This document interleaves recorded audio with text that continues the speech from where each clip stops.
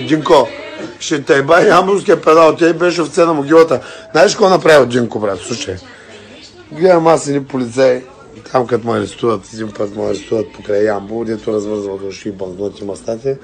Викат, слушай, има тук един Джинко Валив, познаваш, викам, не, аз с такива хора, с такива овче мусони не се познавам. И викам, той се гледа като комбайнер. Моля, той си казва, човек, аз пасал те, просто овче съм, нали. И викам, добре, какъв е проблема? Ами кой ми каза, маняри една церква там на една могила? Гледаме, вика там на върха един се клати нещо такова, се едно, че нещо драпа с кирката на могилата.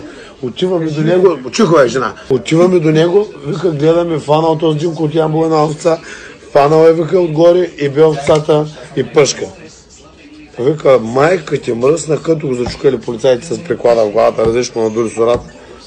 Ще зачукам след малко сервитьора, там ще го отрепя. Ай, да, само го чакам да дойда тук да влезе.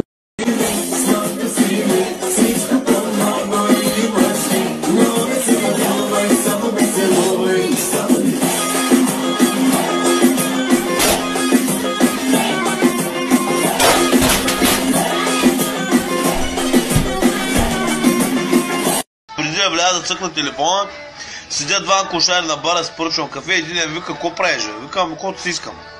Но ми вика, fuck you. Му гръмнах един шамар, се изсипа и го дигнах, го изчисти.